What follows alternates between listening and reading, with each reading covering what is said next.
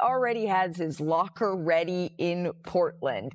He agreed to a 3-year, $42 million contract to return to the Blazers after being waived by the Bucks earlier this month. The 9-time All-Star, he will likely miss the entire upcoming season, recovering from an Achilles injury, but he returns to the team that drafted him in 2012. And I love that they already had the locker room ready for his return. Our senior insider, Shams Charania, is here with more. Shams, there were a lot of teams interested in Damian Lillard. Beyond sort of the heartfelt story, who else was in the mix, and why did he ultimately choose to go back to Portland? Malika, over a dozen teams made minimum and mid-level exception offers to Damian Lillard. 2 teams in particular, I'm told, that Damian Lillard really considered, and that's the Boston Celtics and the Minnesota Timberwolves. He held calls with both teams at different points.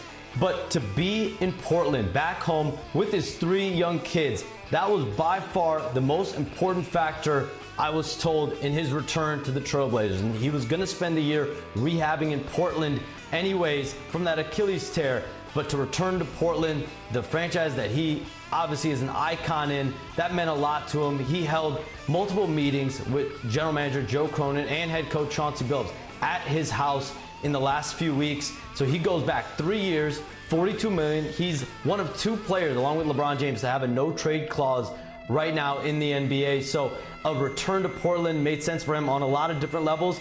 And this next season, Malika, he's going to be earning $70 million between his Bucks salary and his Blazers salary. In 2 years before his player option in 2027, he has a guaranteed $141 million over the next 2 years. I mean, I know that he will be sitting out likely all year, but making $70 million to do that isn't so bad if you want to look at the glass half full here. The recovery process, though, is going to be long. What are his expectations, Shams, for when he might return to the court? Malika, Damian Lillard will be using the entire 2025-26 season to rehab that Achilles tear and then make his return, his reunion in Portland, in that arena in 2026, 2027. And then he has that opt-out in the summer of 2027. The mindset of Damian Lillard right now is that summer he will be going into free agency, potentially in line for another big deal. But now he's in Portland. He's going to be there rehabbing. He's going to be there, a big part of the community, big part of the roster, a leader for that young team. You think about what the Blazers have done this offseason, not only in the draft with Yang Hansen, but also getting Jrue Holiday, a veteran all-star caliber player. Then you get now Damian Lillard back. So they're making moves to retool this roster to try to be more competitive in the next couple of years. Chauncey Billups finished last season 22-18. They had a top 5 defense as well in the second half of the season. And you just think, Shams, the first time back in Moda Center when they say over the PA system and wearing the letter O, it's Damian Lillard. That place is going to go absolutely nuts. Thank you so much for your reporting, Shams. We'll see you back here in just a little bit. Udonis Haslem, Bobby Marks, Iman Shumpert joining me now. I'm going to start with you here, UD. Your first reaction when you saw that Damian Lillard is going back to Portland? Excitement, excited. I'm happy for Dame. I understand who Dame is as a person. I understand the things that are important to Dame is his love for his family and his loyalty to the city of Portland. He loves the city of Portland. He never really wanted to leave, but he wanted to put himself in a position where he can fight and contend for a championship. And his love for his family is very important for him. I look at that situation in Portland and I say, yes, he's not going to play the year that's coming up, but he has the opportunity to mentor some great young players. He has the opportunity to be next to Chauncey Billups, who's a champion. Dame is obviously a Hall of Famer. They just brought in James Posey, who's a champion. Jrue Holiday's a champion. So when you look at Scoot Henderson, when you look at Sharp, when you look at Kuminga, when you look at all these young guys, Yang Hansen, the guy who they got from China, when you look at all these young guys, this is really an opportunity for these young guys to really learn from some of the best guys that have played the game of basketball. Without a doubt, I got to second him there. Like, having Damian Lillard in a role now where he doesn't have to produce 40 points. It's just going to be a year for him to talk to guys, make sure guys are in the right position, make sure guys are working out to make themselves better in their own right. Then when he joins the team the following year, we'll be able to look at what he can do and see if he can go a little bit less on the Dame time and just be more, honestly, big shot. Be more Chauncey Billups in that idea of I'm going to direct traffic a little bit more. I'm going to put guys in positions to be successful. I'm not trying to win a scoring title. I'm trying to win a title. Right, and waiting now with Scoot Henderson maybe or a Shaedon Sharpe mentoring those young guys, because with no Anthony Simons on this team anymore, they really have a ability to step up this year. I completely understand, and I think it's so wonderful, the family part of all of this as well, Bobby. But looking at this deal from the Blazers' point of view, how should they be looking at this? I think, Malika, you look at it in two different ways here. Okay. I think the first way is that he's an extension of Chauncey Billups' coaching staff this upcoming year, certainly rehabbing from that Achilles injury. As Sham said, the likelihood is that he's not going to be playing. You've got all these young players, as Aman and UD has said, certainly Scoot Henderson and Shaedon Sharpe and Donovan Clingan. So for right now, it's the extension part as far as when he can get back healthy. And then the second part is then on the basketball court. How is the pairing with Drew Holiday work? How does that work next year? Most of this roster is intact for the 2026-27 season. Really, the only big free agent is Robert Williams. So you do bring back the nucleus of this roster. The other thing, too, Malika, when he left in 2023, that roster was not very good. When you look at it 2 years later, this is a significantly improved roster that he's walking into right now. Yeah, and when you look at why he left to try to win a title here. It wasn't a successful fit, really, with the Milwaukee Bucks, and in heartbreaking fashion, he tore his Achilles at the end of the season. But when you look at the basketball fit now, UD, for Damian Lillard with Portland, it's not necessarily one of those upper echelon contender teams, but there are ways in which this works. How do you see that? Obviously, the mentorship the first season, but then the second season you come in and everybody knows how great Dame is, controlling the pace, handling the ball, scoring the basketball, but I also feel like he has the opportunity to play next to a great guard who can defend on both ends, who can play both sides of the basketball court.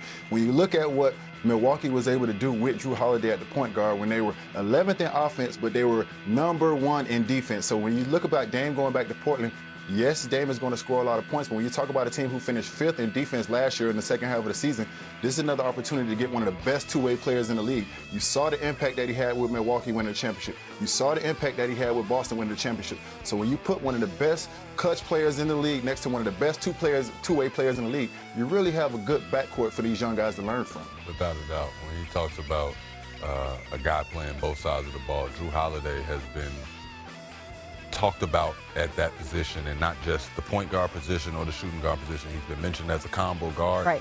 Guard 1 through 3. Guys that can do that, can make it to where you guys can switch on defense.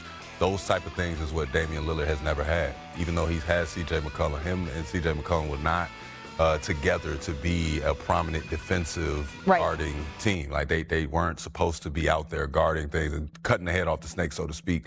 Drew Holiday has always prided himself on that, and he's also prided himself on being able to stand next to a superstar and say, this is where I fit in. The Portland Trail Blazers, they finished the end of last season 23-18, so they put together a little run there, really defensive-minded run where they were able to stack together a couple of wins here, and now they get the most famous Trailblazer in the history of the organization back. The letter O is back in Portland. It is Dame time, but over in Vegas, Blazers rookie Yang Hansen, he knows what time it is as well. So let's head out there now, shall we hear? Shep, like he's saying, yep. There you go, baby. It is Dame time. The clocks are working once again. Excited for his new teammate here.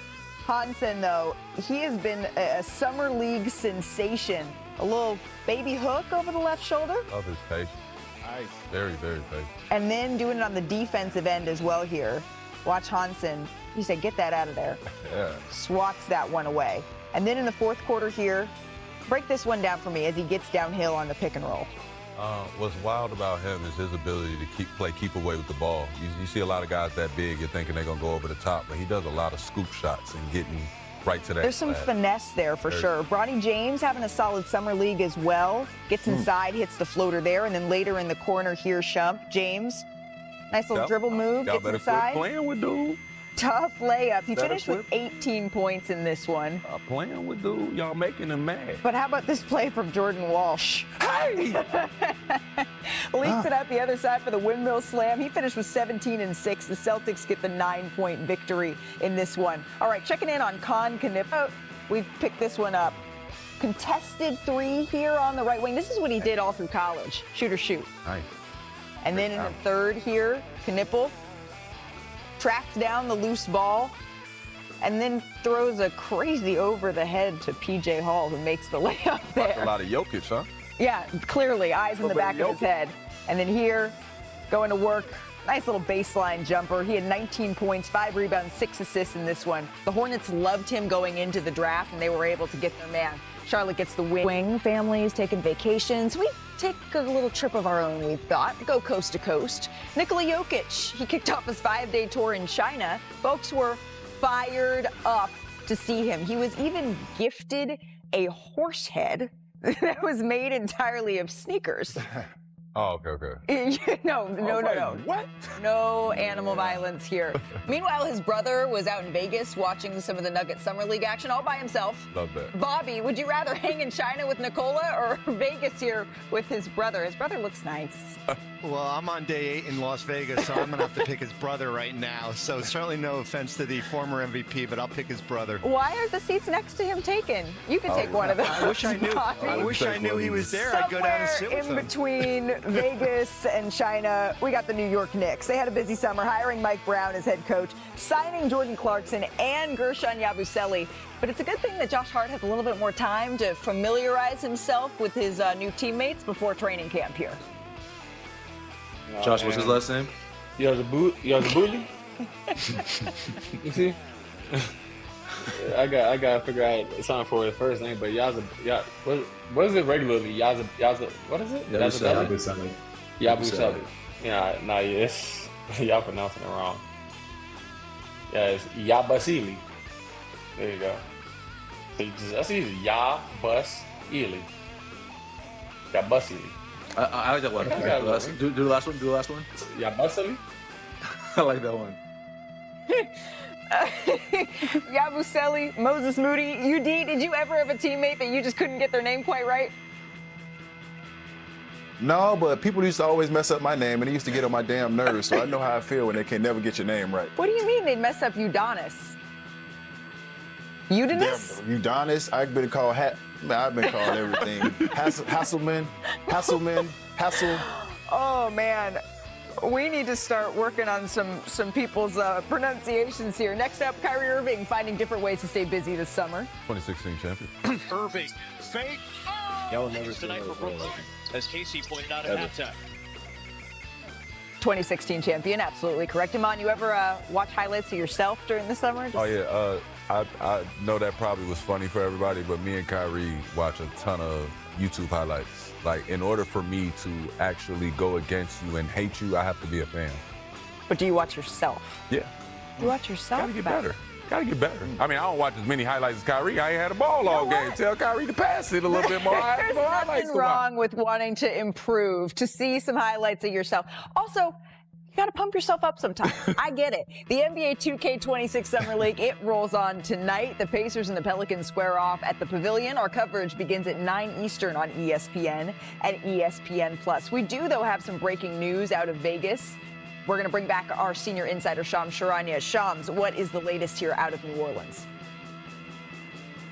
Malika, Pelicans lottery pick Derek Queen has undergone surgery to repair a torn ligament in his left wrist. He will be reevaluated in 12 weeks. He's averaged 14 points, 11 rebounds so far in Summer League, but now this is an injury that's going to sideline him into training camp, potentially into the regular season in his rookie season. And remember, the Pelicans moved up 10 slots in the NBA draft from 23 to 13, and they gave up a unprotected first-round pick for 2026, their own or Milwaukee's, in that trade to move up 10 slots for Derek Queen. They think very highly of him. His rookie season looks like it will be at least a little bit cut into with this injury. Yeah, and that's a really valuable pick they gave up here, looking at the depth of this 2026 draft. Shams, while we have you here, we know there's also, Summer League is also a time for a lot of wheeling and dealing. What else are you following out of Las Vegas right now?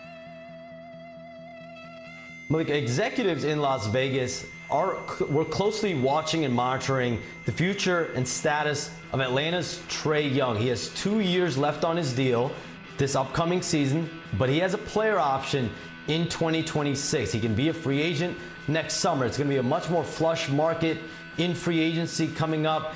And listen, this is an Atlanta Hawks team that has made a ton of moves this offseason, got Kristaps Porzingis. They can go several different directions with this team. They have a rising young team. They have guys like Jalen Johnson, Zachary Reese-Shea. But the Hawks want to see how this team looks.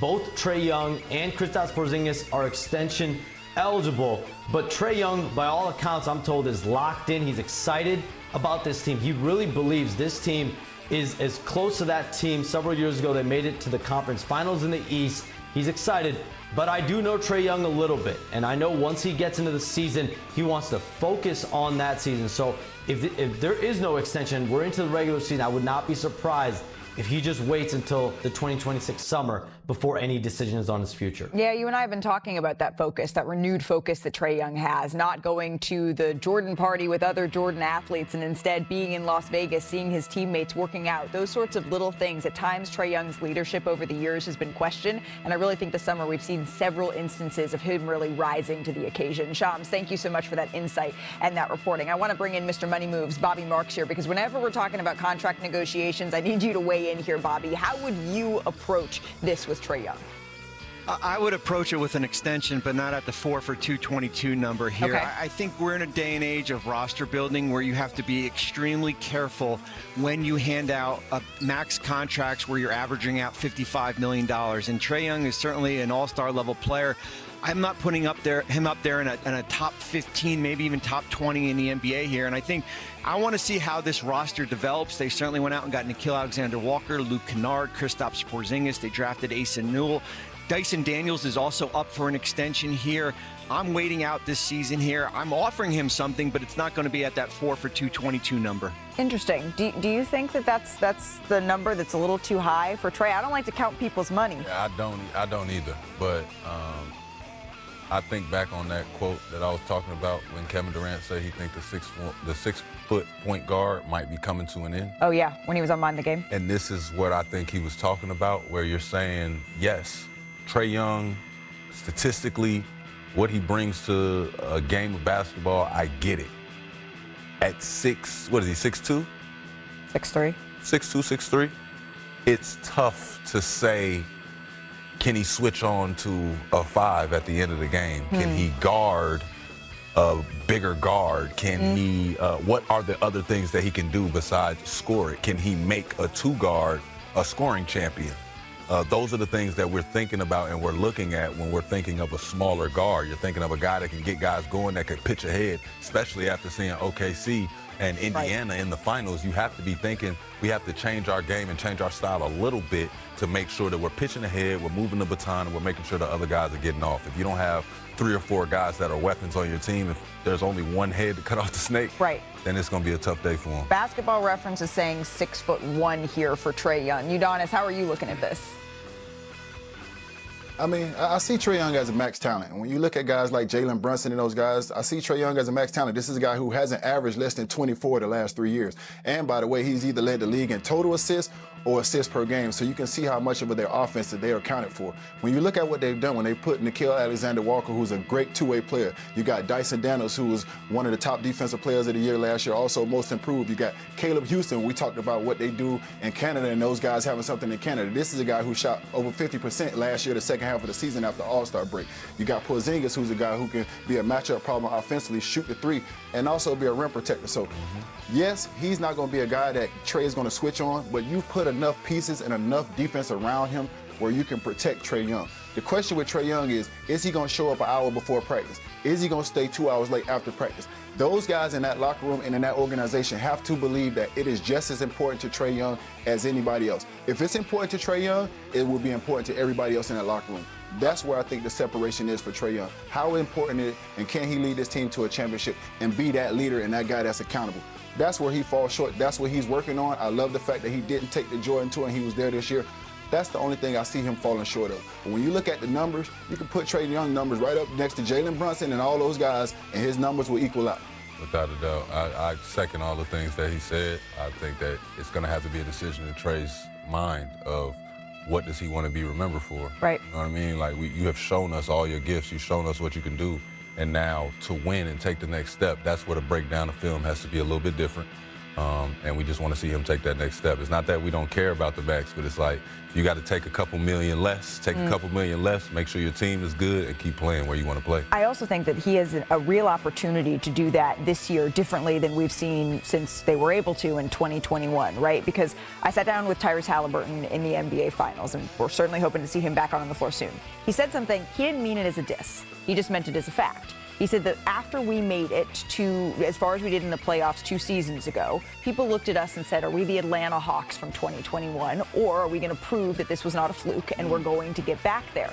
The Atlanta Hawks have an opportunity to prove that they're still a team that's formidable, especially in an Eastern Conference that really is as wide open as I have seen. So if Trae Young and this Atlanta Hawks team, they've done an excellent job this summer, is able to maybe throw a punch in that Eastern Conference conversation, then it's going to be something really interesting to talk about, especially because, as Shams just said, Trae. Hey, so let's have some fun. It's our hit game, Who Said That?, where I get to put on my game show voice, and we're going to take a look at some of the quotes that caught our attention and ask our esteemed contestants who said that. Sound good? All right, let's get it started. Shump, who said this? Quote, no BS. I don't back down from anybody or anything. Everybody to me is the same. Was it Draymond Green? Was it Dylan Brooks? Or was it Isaiah Stewart? Welcome to the game, my friend. Wow.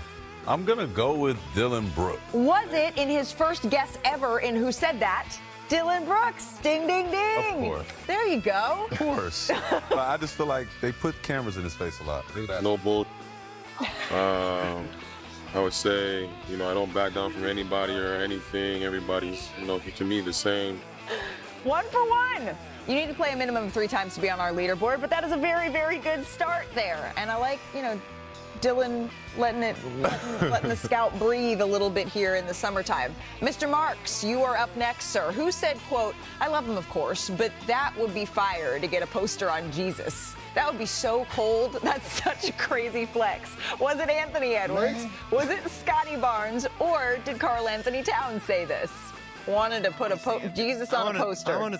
I want to say it's Anthony Edwards, but I'm going to pick Scotty Barnes. Okay, we're going with a little bit of zigging when everyone else is zagging. Oh, it was Karl Anthony Towns. Oh, it was neither. Love him, of course, but that would be fire to get a poster on Jesus. That would be fire. You're talking about Ray? So cold. That's such a crazy flex. I thought he was talking about the Messiah. Yeah. I don't want no poster on Jesus. That's what I said, bro. What you doing? Udonis, you are solidly in the upper middle of the pack on our leaderboard here. So our next one is for you. Who came back from vacation and said, quote, I thought Maximus was a real warrior. I'm going to go to the Coliseum screaming, Maximus! And my tour guide said he's not real. Was it Tyler Hero? Was it Buddy Hield? Or was it Scoot Henderson? Got to be my Bahamian brother, Buddy. He had his conch salad. That what it was. He had his conch salad over there. Ain't no conch salad over there. Oh my gosh, that's too funny too. I can picture him saying it. Well done. Maximus was a real warrior. So I'm going to the Coliseum screaming Maximus, and my tour guide said he's not real. Good for you, buddy. I'm glad you had a good vacation. I'm glad you had fun. And there was a little educational moment, too. All right, last one's for everyone. Let's come to a consensus here. Who said this? Quote, I'm not a super anxious guy or anything like that. So on the plane, when I found out, I just kind of said, well, I'm traded. And I took a little nap. Was it Michael Porter Jr.? Was it Lonzo Ball? Or was it Colin Sexton? I would not have been able to take a nap. Michael Porter Jr. Michael Porter Jr. Bobby, you good with my MPJ? I agree with you, D. Oh, it is Michael Porter Jr. Well done. I'm not like a super anxious guy or anything like that. So on the plane, when I found out, I kind of just like, well, I'm traded, and kind of just took a nap afterwards. I can't pull off a bucket hat. I'd like to, but when you get buckets like that, you gotta throw the bucket on. Throw the bucket on. Bucket hat. Oh, that was fun. Thanks for playing, friends. Before we bounce, we do have to shout out the shot that everyone at ESPN is talking about this morning. This is back at our headquarters in Bristol. There was an employee game between the production assistants and content associates. These are the folks who make television go on our air every single day. And Zach Weiss hit the game-winning buzzer beater to give the CAs the win in this one. Shout out to our very own Chris Ortega for capturing this moment. I love it. You're going to get them next year, PAs. WNBA All-Star Weekend, it has officially begun in Indianapolis, and this year the game is going to look a little bit different as well. First of all, you see these 4 circles, not the logos, 1, 2, 3, 4. So those, if a player hits a 28-foot jumper from one of those spots, it's going to count for not 1, not 2, not 3, but 4 points. So expect to see some players making it rain from beyond 6 feet past the 3-point line. But it's not just the 4-point shot. The game is going to be nonstop. What do we mean by that? The shot clock has been shortened from 24 to 20 seconds. There will be live play substitutions where the offensive team, they can have an all-star enter onto the court while their squad has the possession in the backcourt. And get this, there's no more free throws. So outside the final 2 minutes, in circumstances that would normally require a player to go to the free throw line and the game slows down, instead, automatically, they'll be credited with the maximum available points. But before the game tomorrow, All-Star Friday, it's just a couple of hours away. We get the skills challenge. Alicia Gray won the skills challenge, and she won the 3-point contest last season. And she's the plus 250 favorite to repeat in the skills competition. But Gray has the second shortest odds to win the 3-point contest behind the 2023 champ Sabrina Ionescu. I think I got stabbed too. We'll see. The Liberty Star is a plus 120 favorite to win the contest, but don't count out who's third at plus 400. As All-Star Weekend gets underway, we're joined by Sparks guard Kelsey Plum, a member of Team Fee this weekend. Kelsey, as always, I appreciate you making the time. Thank you. Thanks for having me. Of course. So your teammate, Angel Reese, your teammate for the weekend on Team Collier, that is, said that you all are in Indy, but it feels like it's Miami. What's the vibe out there at All-Star Weekend? Well, I don't know where she's staying, but I want more energy. I want more energy than that. No, but it's been great. I mean, Indiana's a great place for basketball, obviously. A ton of fans. Super excited. I mean, never have I ever experienced the orange carpet live with fans. So, I mean, there's definitely a lot of cool things that they're doing this weekend, and definitely a lot to be excited about. I'm usually the person who has POMO. I'm proud of missing out, but I gotta say, this weekend, seeing the orange carpet, seeing the outfits on it, I'm having a little bit of FOMO here. And your outfit in particular had a lot of folks talking. I loved the red. What was the inspiration behind it? Thank you. I was a little bit apprehensive, I'm not gonna lie. It's not really in my wheelhouse, but I ended up just loving it. You know, we're in Indiana, so we gotta go red, a little bit of sparkle. I wanted to have like a sleek braid that just went all the way down. You know, Louis Vuitton shoes, sport mat dress. I could barely walk after the night, but it was worth it. See, that's the sign of a good night. You know, when you're just like kind of hobbling home and your toes kind of look like this after being in heels all night, then that is the sign of a good night. But it all officially kicks off with the 3-point contest tonight. You're one of the league's most confident shooters. What's your mindset going in? Because you've been there before. Ooh, yeah. I mean, before was a little bit different in terms of like the dynamic of the way it was run. So I'm excited. I mean, for me, I'm just going to go out and have a ton of fun. I love the bright lights. I love that there's the starry ball this time. We didn't have that the last time I did it. So there's a lot of nuances, and, you know, there's a lot of people that are probably expecting a lot of different people to win. So, I mean, for me, honestly, I'm just like, I'm excited. I'm going to go out there and hopefully make it rain. Yes, see, but this is what you do. You make it rain whenever you're on the floor. And I know you're always kind of looking at the competition, making sure you're studying the film. Is there someone that you're looking at saying, all right, this may be who I have to take down here? Yeah, I'm looking at that starry ball. I'm like, 4 points is a lot of points. You gotta knock those ones down, especially at the top.